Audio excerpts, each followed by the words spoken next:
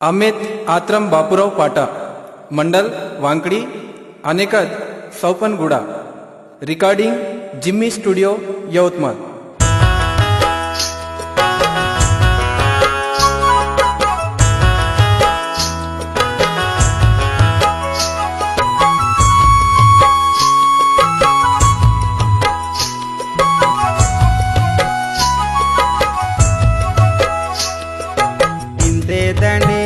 जोंदन अडवीते सिट सिट मुडसानी अंसदरागोये, सिट सिट मुडसानी अंसदरागोये.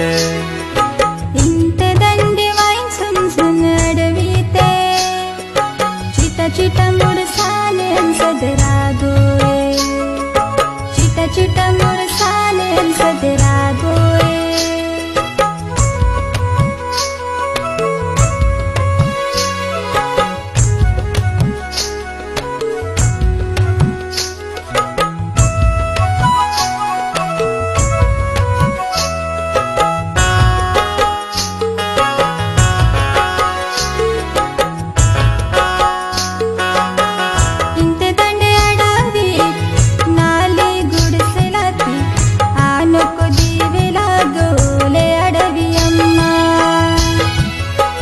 వాడిత పూతలా అడవిత శీతలా నలుగురు సుమూతే నన్ను వేలెగాన వరతే. ఇంతే దండి వైజోందను అడవితే సిట సిట ముడుసాని అంసదరాగోయే, సిట సిట ముడుసాని అంసదరాగోయే. इंत दंडी वाईन सुनसुन अडवीते चिट चिट मुडसाने अंसदरागोये, चिट चिट मुडसाने अंसदरागोये. हे हे हे हे हे ओ प्रिया ओ हो हो.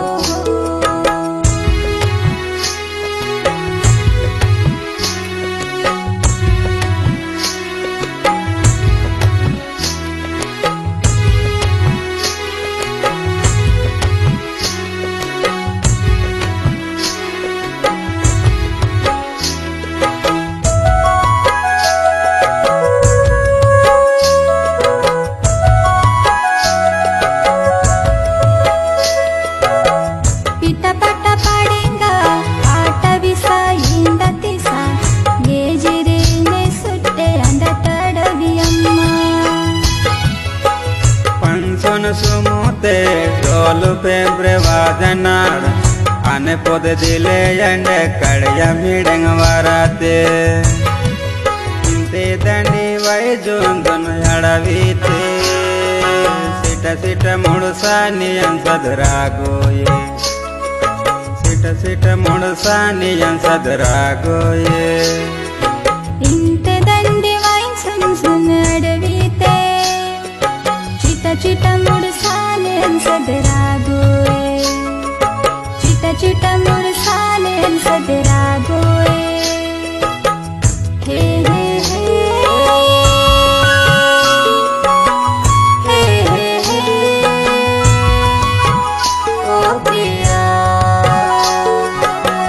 ओ हो हो.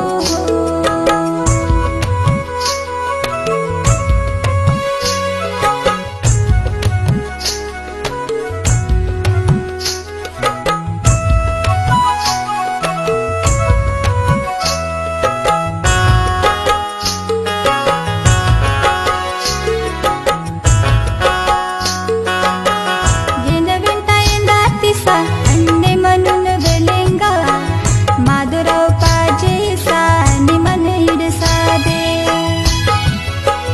आने पाजयसा नीवे येनंग तोले, नीवे पाजयसा याने मने येसादे. इंते दंडी वैजोंदन अडवीते सिट सिट मुडसानी अंसदरागोये, सिट सिट मुडसानी अंसदरागोये. इंत दंडी वाईन सुनसुन अडवीते चिटा मुडसाने सदरा गो